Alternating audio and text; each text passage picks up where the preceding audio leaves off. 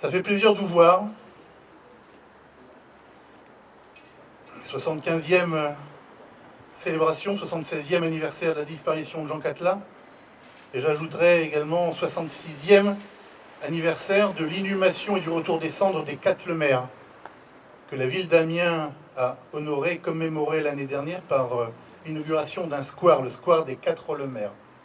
Je rappellerai aussi qu'à la mairie d'Amiens, l'interdiction du Parti communiste français, c'était septembre 1939. L'état d'urgence avait imposé également la disparition du Parti communiste français et qu'aujourd'hui, pour la deuxième fois consécutive, nous avons eu toutes les peines du monde à ce que cette cérémonie se prépare au mieux et dans toute sérénité, comme elle se déroule depuis maintenant 67 ans. 75 ans si on parle de l'inhumation des cendres de Jean Catelin en 1945 dans ce cimetière, avec le concours des autorités municipales. 65 ans, 66 ans, si l'on parle de l'inhumation des cendres des Quatremer, qui avait été organisée également avec le concours de la ville d'Amiens. Il semble que déjà il y a des historiens qui souhaitent faire disparaître des livres scolaires et des manuels l'attitude, l'implication et le rôle des communistes dans la résistance. On s'aperçoit qu'à Amiens, il y a une volonté également d'empêcher à ce que certains rassemblements qui honorent la mémoire de ces héros puissent se justifier, puissent se dérouler sans qu'on nous méprise, sans qu'il y ait une insulte et sans que l'on nous promette l'interdiction de matériel ou, comme pour cette cérémonie, on nous promette une facturation de 1064 € alors qu'il serait logique que la mémoire de nos camarades, du député Catelin et de tous ces martyrs, puisse être de la mémoire collective qui soit honorée tous les ans et sans que ce soit remis en question. Alors vous connaissez mon goût pour la provocation, pour les mots forts ou durs. Bientôt peut-être sont-ils capables de déterrer nos morts pour les mettre ailleurs afin qu'on ne puisse pas les retrouver. J'ose pas y penser, vous non plus. Donc c'est un combat pour que vive et survive la mémoire de nos héros, la mémoire de celles et ceux qui ont fait le Parti communiste français et qui se sont investis dans les années les plus sombres pour que perdure cette ère de liberté et les valeurs qui sont si chères à notre République. Mais cette année, il ne m'incombe pas, il ne me revient pas de faire l'hommage à nos disparus et à Jean Catelin. Et je laisse donc la parole à Guénolé-Fournet, qui cette année fera l'hommage posthume à nos camarades. Je vous remercie.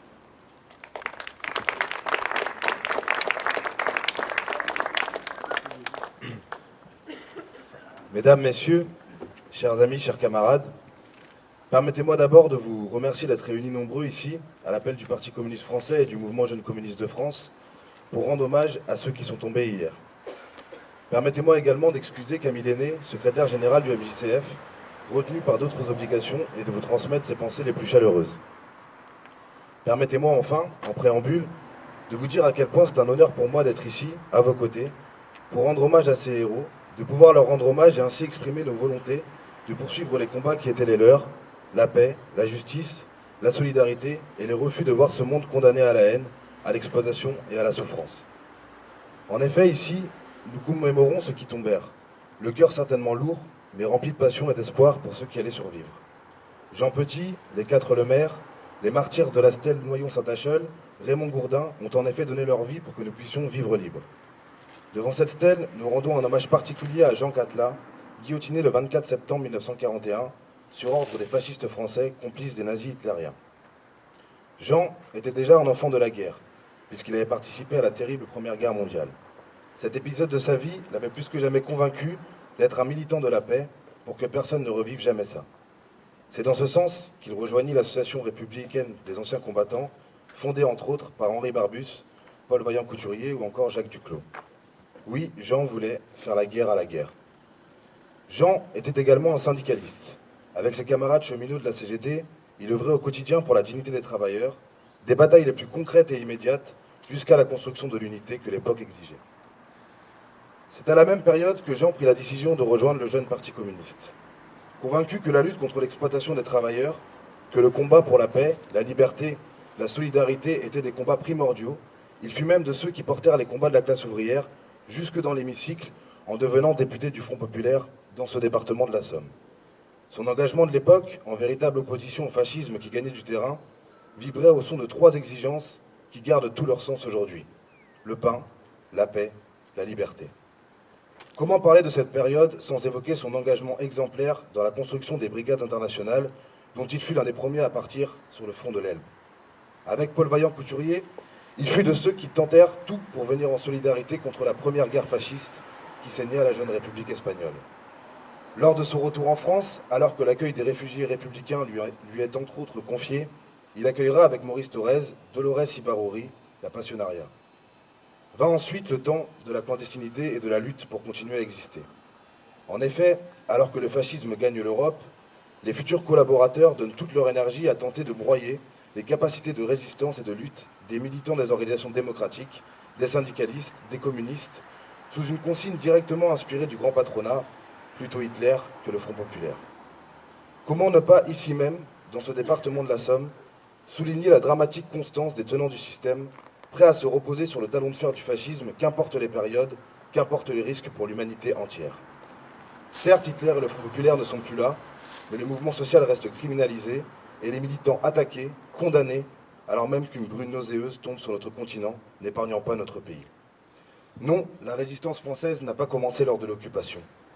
Les fascistes de tous les pays ne s'y sont d'ailleurs pas trompés, en s'attaquant à tous ceux qui représentaient un rempart bien avant et en mettant hors la loi dès que possible le Parti communiste, les jeunesses communistes et les forces démocratiques qui luttaient contre le fascisme, et en jetant dans les camps et les prisons nos camarades. Pour nombre d'entre eux, ce fut la mort, comme pour Jean Catela le 24 septembre 1941. Alors oui, nous sommes là pour lui rendre hommage, comme nous serons présents pour rendre hommage à ceux de Chateaubriand qui tombèrent un mois après, dont Guy Moquet. J'entends déjà certains dire que les communistes passent leur temps à rendre des hommages et que les yeux des camarades sont tournés en permanence vers notre passé. Que le message soit clair. Si nous rendons hommage avec autant de force, de conviction et de détermination à ceux d'entre nous qui sont morts pour que nous puissions vivre, c'est que nous sommes fidèles aux paroles qui nous ont léguées. Avec l'humilité nécessaire, nous tentons d'être dignes d'eux, comme le demandait le jeune Guy Moquet, 17 ans, dans sa dernière lettre. Que la classe dominante ne se sente jamais tranquille. Nous chantons aussi fort dans les rues notre refus de l'exploitation et de la soumission aux intérêts du capital que le chant des partisans. Nous continuerons à être force d'éducation populaire et de solidarité concrète partout où les pièges de la division seront agités. À l'heure où des murs se construisent ici même en France, sur fond de haine et de xénophobie, nous rendons hommage de la meilleure des façons possibles au groupe Manoukian en luttant contre les haines, le racisme et les divisions. Que Marion Maréchal Le Pen se le dise, si elle oublie volontairement, nous n'oublierons jamais que les travailleurs immigrés sont morts pour la France. Il est donc inadmissible qu'au XXIe siècle, d'autres travailleurs immigrés meurent au large de nos côtes. Alors que les guerres gagnent le monde et que la France est empêtrée dans une logique impérialiste guerrière qui sème le désordre sur l'ensemble du globe, nous étions des milliers hier à marcher pour la paix dans tout le pays.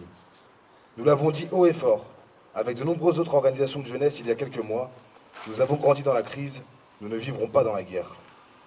Jean Catela était un des symboles de cette jeunesse sacrifiée. Cette jeunesse qui fut envoyée à la mort pour servir les intérêts des puissants, lors des 2 guerres mondiales, lors des guerres coloniales, ou encore lorsqu'on la prive aujourd'hui de perspectives de réalisation au point qu'elle en paye le prix de sa vie pour tenter d'exister. Aujourd'hui, nous allons déposer une fleur pour Jean, comme l'ont fait les camarades qui, dans la sombre nuit du 1er octobre 1941, avaient orné le monument aux morts du cimetière militaire Saint-Achel d'un bouquet en son hommage, ou comme l'a fait la résistante communiste Renée Cossin le 11 novembre 1941. Nous laisserons aujourd'hui quelques fleurs qui faneront sûrement. Mais ce qui ne fanera jamais, ce sont les combats que nous porterons pour nous, pour eux, pour ceux qui suivront. Les derniers mots de Jean disaient « À mes amis, je lègue mon passé sans tache, et leur passe le flambeau, soyez unis pour être forts, soyez frères. Nous serons frères et sœurs pour combattre la haine qui se répand et pour mettre un terme à l'imposture que représente la famille Le Pen ainsi que leur entourage. Jean était un des fondateurs du Front National, pas celui de la honte, mais celui du combat pour une société de justice et de paix. Nous combattrons tous les populismes, d'où qu'ils viennent, et ne laisserons aucun répit à ceux qui se nourrissent des divisions et de la haine pour répandre leur poison. Jackie Hénin l'a dit ici l'année dernière, et je le redis aujourd'hui avec autant de force, entre l'extrême droite et nous, il y a du sang. Nous serons unis pour refaire vivre le temps des conquêtes et du progrès, pour revendiquer notre droit au bonheur, à la paix, à la justice, les droits d'une génération que l'on nous présente comme une génération sacrifiée, mais qui compte bien être une génération révolution. D'hier à aujourd'hui, les sociétés humaines ont toujours eu les mêmes ennemis. Les mêmes logiques tentent d'obstruer le chemin de l'émancipation et les mêmes intérêts sont défendus par une minorité. Bernard Bersinger, un député communiste qui, personnellement, a beaucoup compté dans mon engagement, décédé il y a cette année 10 ans, disait « Se donner les moyens de nos rêves devient aussi important que de les formuler. Pour Jean, pour tous ceux qui sont tombés, pour tous ceux qui sont considérés comme rien et qui veulent être tout, pour ceux qui nous suivront, nous nous donnerons les moyens de nos rêves. »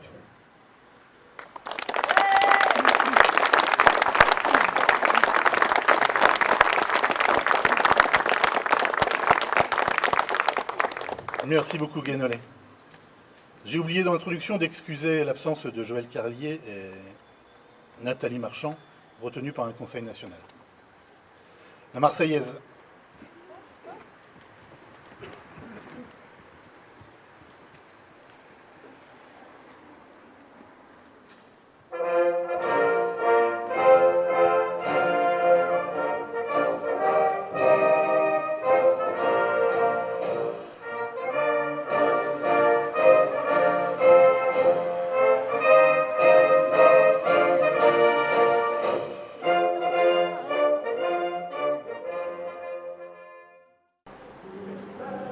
Bien, merci, chers amis, chers camarades. Je vous invite à former cortège avec le drapeau du Parti communiste, de sa fédération, le drapeau de l'ARAC et les jeunes communistes. Je vous invite également à être courageux et de vous saisir des gerbes pour fleurir les tombes de nos camarades. Et nous pourrons commencer la visite de nos camarades une fois que le cortège sera formé, que les gerbes seront portées. Merci à toutes et à tous d'être là. Je remercie une nouvelle fois les amis, les camarades, les organisations présentes autour de nous, ainsi que les familles. Et puisque nous n'aurons pas de sonorisation pour la fin de cette cérémonie, je souhaite vous inviter d'ores et déjà l'année prochaine pour la nouvelle cérémonie Jean Catelin et pour l'ensemble de ces martyrs, toujours célébrée le 3e week-end de septembre.